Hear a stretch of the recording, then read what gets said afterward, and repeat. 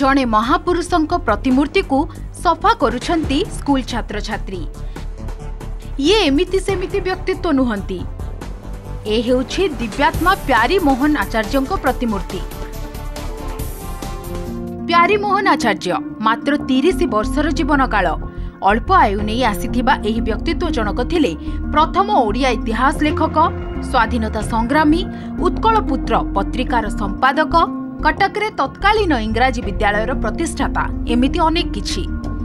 हाँ तांकर ढियो जन्मस्थान ढियो होउचे एटा एठी जन्म होइतले आ से पूजा करूथले न करूथले मु तो ता देखिनी किंतु से जेहेतु सेटा करि आछले आमे सेटा चलैछु आ कोन मतलबको उद्यम रे स्कूलटा आरंभ करथलु प्यारीमोहन स्कूलटा होइछि आ एबे जहा जो सरकार रहउचंती से माने सेठी एड फेड दउचंती एटा तांकर व्यक्तिगत जागा जदि गवर्नमेंट लैंड हेइ थांता ता पर कि तार एड्स आस्पेयर थांता। प्यारीमोहनकर वंशधर थिले से जो मंदिर रे पूजा अर्चना करथले से शिवं को आराधना करथले से मंदिरटी बर्तमान भग्नावशेष अवस्था सेटा रही तांकर जे अणनाती अछंती बर्तमान जे सनत आचार्य अछंती से बर्तमान ताको देखाशुना करूछंती से मंदिर को पूजा अर्चना करूछंती तांको एटा जन्मस्थली जन्मपीठ ये पीठर कोनोसी प्रकार विकास करा जाई नाही। घर डीह कहिले एई बणपरी दिसुथिबा जागा कटक जिला महांगा ब्लॉक पसुलुंडा गा एठी खोला मेला रे तांको समय रे पूजा पाउथुबा महादेव पड़ी रहिछंती।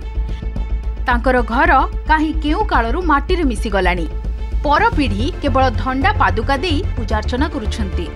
तांकर जीवन एवं तांकर मृत्यु एवं तांकर करिथिबा कार्य गुड़िक विषय रे आमे पिला मानकु विशेष भाव में उद्बोधन दउ एवं पिला मानकु तांकर प्रेरणा रे प्रदर्शित करी निजर जीवन को गढ़ी तोलिबा पय मध्ये आमे प्रेरणा देइथाउ एवं प्यारीमोहन आचार्यंकर जो सब कार्य प्यारीमोहन एकाडेमी से तैयारी करथिले एवं जीवन को से उत्सर्ग करथिले देश पाई जाति पाई एवं इंग्रेज मानक विरुद्ध रे से मध्य स्वर उत्तोलन करथिले स्वाधीनता संग्राम रे मध्ये से मध्य जोग देइथिले। 5 अगस्त 1851 ठारू 28 डिसेम्बर 1881 बास एतिकी जीवन ही यथेष्ट थिला ओडिया जाति सबुदिन तांको मने रखिबा पई। तांकरी नारे तांको गाँ रे आचार्य प्यारीमोहन विद्यालय आउ क्लब घर कटक रे मध्य तांको नाम रे प्यारीमोहन एकाडेमी रहिछि जहा तांको द्वारा निर्मित होइतिला। उत्कल पुत्र पत्रिका 1871 रे छात्र अवस्था से संपादना कले, संवादपत्र प्रकाशन कले, प्रणयन कले, शिक्षार विकास करेले, समाज सेवा कले, साहित्यर उन्नति कले एवं देशभक्ति रचना कले। ओडिशा रे सेतेबेले जो धर्म थिला एक लिखित भाव में विधिवत भाव में से धर्म गुड़िकर आलोचना मध्य नथिला ताहा बौद्ध धर्म हो, हिंदू धर्म हो, शैव धर्म हो, शाक्त धर्म हो किंबा जैन धर्म हो। प्यारीमोहन ये धर्मर एक समन्वय पई सुंदर भाव में विस्तृत आलोचना मध्य करि परिथले।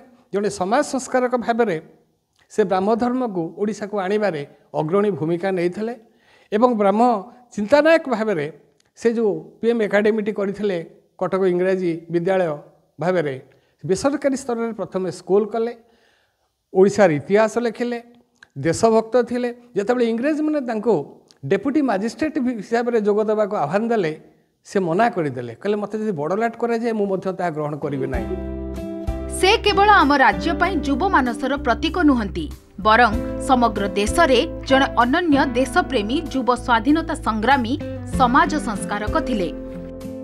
एभली युव प्रतिभांक आदर्श देशर सबु युवक मानक पाखरे पहुंचाइबा पई सरकार उद्यम करिबाकू अंचलवासी दाबी करिसेंती। या भितरे अनेक वर्ष बीती जाइछि, कर्पूर उड़ी जाइछि, हेले कपड़ा पड़ी रहिछि।